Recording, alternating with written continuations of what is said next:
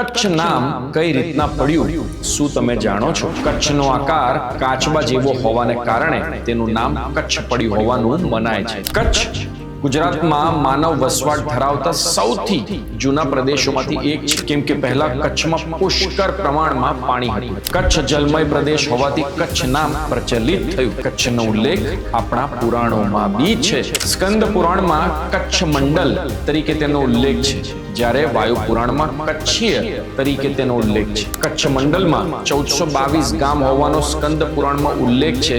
એ જોતા કચ્છ મોટી વસ્તી ધરાવતો પ્રદેશ હશે એ સ્પષ્ટ લાગે છે. પાણીનીએ કચ્છક તરીકે તેનો ઉલ્લેખ કર્યો છે. પહેલા કચ્છ અભીર નામે પણ ઓળખાતો હતો.